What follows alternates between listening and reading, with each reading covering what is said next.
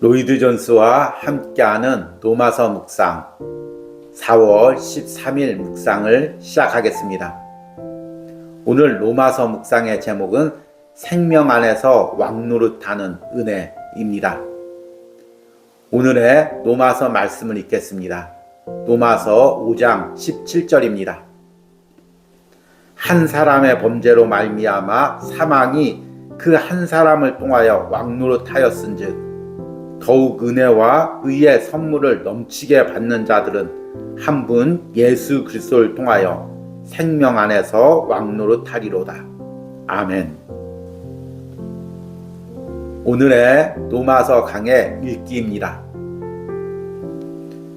그러면 우리가 한 사람 예수 그리스도로 말미암아 생명 안에서 왕노릇한다는 것은 무슨 뜻입니까? 부분적으로는 우리가 예수 그리스도에 의한 생활 속에서 그리고 지금 여기 현실 세계에서 왕노릇한다는 것을 의미합니다. 죄와 허물로 죽은 우리들을 그리스도와 함께 살리셨고 또 함께 일으키사 그리스도 예수 안에서 함께 하늘에 앉히시니 그것은 우리에게 이미 되어진 일입니다. 이 진리를 나타내는 또 다른 진술은 히브리서 2장 15절에서 발견됩니다. 그리스도의 사역은 죽기를 무서워함으로 일생에 매여 종노릇하는 모든 자들을 놓아준다고 말합니다. 그리스도로 말미암아 그리스도인은 죽음의 공포에서 벗어나게 되는 것입니다. 그는 이제 더 이상 그러한 공포에 비굴하게 매여 있지 않고 정복된 죽음 위에 생명 안에서 왕노릇하는 것입니다. 그리스도인은 이미 그것을 만나기 전에 죽음에 대한 승리를 한 것입니다. 그러나 그뿐만이 아닙니다. 죄가 그리스도인 위에 왕노릇하지 못한다는 것입니다. 왜냐하면 기억하시다시피 죄는 심판에 이르고 심판은 사망에 이르기 때문입니다.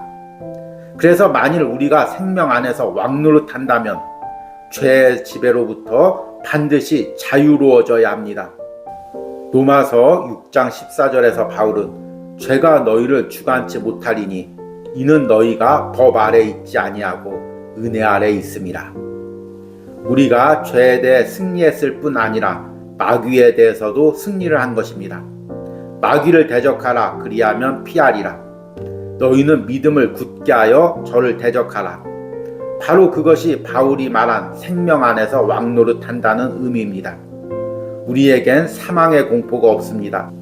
이제 더 이상 죄와 마귀의 지배 아래 있지 않고 마귀를 대적할 수 있고 그를 도망치게 할 수 있습니다.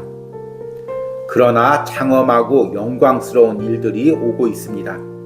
우리의 현재 왕노릇은 그에 대한 첫 열매의 지식에 불과합니다. 우리가 주님과 함께 있을 주께서 다시 오실 때까지는 생명 안에서 왕노릇한다는 것이 무엇인지 진정으로 알지 못할 것입니다. 장차 우리가 왕노릇할 것을 어떻게 표현할 수 있겠습니까? 사도는 이미 2장 7절과 10절에서 그것에 대한 힌트를 주었습니다. 그는 우리가 영광과 존귀와 영원함과 평강을 기대하고 있다고 말하고 있습니다. 아멘. 오늘의 로마서 해석입니다. 오늘은 한 주간이 마무리되는 토요일입니다. 이번 한 주간은 로마서 5장 15절서부터 17절 말씀을 한 주간 묵상했습니다. 앞에서는 아담과 예수 그리스도의 비슷한 부분에 대해서 묵상했고 이번 한 주는 5장 15절과 17절 동의 아담과 그리스도의 차이에 대해서 묵상했습니다. 아담은 육체적 관계로 죄를 물려주고 그 죄는 사망을 낳습니다. 그리고 사망은 우리 안에서 왕노릇합니다. 그러나 이제 예수 그리스도와 영적 연합을 이룬 사람은 사망이 더 이상 왕노릇하는 것이 아니라 은혜와 생명이 왕노릇합니다. 그래서 어제는 로마서 5장 17절 통해서 사망이 왕노릇하는 것과 은혜가 왕노릇하는 것의 차이가 무엇인지에 대해서 묵상했습니다. 사망이 왕노릇한다는 것은 이 세상에 매여서 이 세상이 전부라고 생각하고 죽음의 공포를 두려워하며 사는 삶입니다. 그러나 은혜 안에서 왕노릇하는 삶은 이 세상이 전부가 아니고 다가올 영원한 천국을 바라보는 사람입니다. 그러나 은혜 안에서 왕노릇한다는 것은 단순히 천국만 바라보고 소망만을 가지고 산다는 의미가 아닙니다. 지금 내 삶에서 은혜가 통치하는 것, 생명이 통치하는 것을 누리며 산다는 의미입니다. 이 부분에 대해서 오늘 로이드 존스 목사님은 로마서 강에서 이렇게 이야기합니다. 그러면 우리가 한 사람 예수 그리스도로 말미암아 생명 안에서 왕노릇한다는 것은 무슨 뜻입니까? 부분적으로는 우리가 예수 그리스도에 의한 생활 속에서 그리고 지금 여기 현실 세계에서 왕노릇한다는 것을 의미합니다. 그리스도로 말미암아 그리스도인은 죽음의 공포에서 벗어나게 되는 것입니다. 그는 이제 더 이상 그러한 공포에 비굴하게 매여 있지 않고 정복된 죽음 위에 생명 안에서 왕노릇하는 것입니다. 그리스도인은 이미 그것을 만나기 전에 죽음에 대해 승리한 것입니다. 사망이 우리에게 가져오는 것은 무엇일까요? 죽음에 대한 공포와 두려움입니다. 이 공포와 두려움은 단순히 죽기를 두려워하는 그 방법으로만 나타나지 않습니다. 현실에서 죽음을 부정하려는 삶으로 나타납니다. 계속해서 현실에서 쾌락을 누리고 현실에서 물질을 누리며 죽음을 잊어버리려는 그런 삶을 살게 됩니다. 그래서 사망의 통치를 받는 사람은 현실의 삶이 전부이고 현실에서 누리는 쾌락이 전부입니다. 그러나 은혜를 통해서 생명 안에서 왕노릇하는 사람은 그 은혜와 생명의 통치를 받습니다. 더 이상 현실의 삶에 매여 현실이 전부라고 생각하지 않습니다. 현실에서 누리는 쾌락이 전부라고 생각하지 않습니다. 물론 그리스도인도 현실에서 물질적인 풍요를 누리고 또 다른 것도 누릴 수가 있습니다. 그러나 그것이 전부가 되지 않습니다. 그것에 매여 살지도 않습니다. 그것이 하나님 뜻이 아닐 땐, 그것이 내 신앙을 방해할 땐, 그것이 하나님과 가까워지는 것을 막을 땐 과감없이 그것을 버릴 수가 있습니다. 왜냐하면 그 현실보다, 현실에서 누리는 것보다 더 큰 것이 있는 것을 알기 때문입니다. 이것이 바로 생명 안에서 지금 왕노릇하는 것입니다. 그러기에 생명 안에서 왕노릇한다는 것은 현실의 삶에서도 매일 죄와 싸워서 승리를 누리는 것입니다. 그러나 그뿐만이 아닙니다. 죄가 그리스도인 위에 왕노릇하지 못한다는 것입니다. 왜냐하면 기억하시다시피 죄는 심판에 이르고 심판은 사망에 이르기 때문입니다. 그래서 만일 우리가 생명 안에서 왕노릇하려 한다면 죄의 지배로부터 반드시 자유로워져야 합니다. 로마서 6장 14절에서 바울은 죄가 너희를 주관치 못하리니 이는 너희가 법 아래 있지 아니하고 은혜 아래 있음이라. 사망은 계속 죽음에 대한 공포를 가져다주며 현실 것만을 생각하게 합니다. 그리고 현실에서 죄를 짓고 그 죄에 끌려다니는 삶을 살게 합니다. 그러나 생명은 그 죄로부터 자유롭게 합니다. 죄가 우리를 공격할 때 그 죄를 이길 힘을 줍니다. 이것이 바로 생명 안에서 왕노릇한다는 의미입니다. 더 나아가서 생명 안에서 왕노릇한다는 것은 이 세상을 지배하고 있는 마귀의 세력과 싸우고 그것을 이길 능력을 소유한다는 것입니다. 우리가 죄에 대해 승리했을 뿐만 아니라 마귀에 대해서도 승리를 할 것입니다. 마귀를 대적하라 그리하면 피하리라. 너희는 믿음을 굳게 하여 저를 대적하라. 바로 그것이 바울이 말한 생명 안에서 왕노릇한다는 의미입니다. 우리에겐 사망의 공포가 없습니다. 이제 더 이상 죄와 마귀의 지배 아래 있지 않고 마귀를 대적할 수 있고 그를 도망치게 할 수 있습니다. 우리를 지배하는 죄와 또 사망의 궁극적인 세력은 마귀입니다. 그러나 이제 생명 안에서 왕노릇하는 사람은 죄와 사망의 권세를 이길 수 있을 뿐만 아니라 그것을 통해 우리를 공격하는 마귀의 세력을 대적할 수가 있습니다. 이것이 바로 생명 안에서 왕노릇한다는 의미입니다. 더 이상 죄와 마귀의 세력에 지배를 받지 않고 이제 예수 그리스도가 주시는 은혜와 생명 안에서 자유를 누린다는 것입니다. 이렇게 현실에서 누리는 죄와 마귀로부터 자유로운 삶뿐만 아니라 이제 생명 안에서 왕노릇한다는 것은 진정한 의미로는 장차 예수 그리스도가 오실 때 예수 그리스도와 함께 영원히 산다는 그 의미입니다.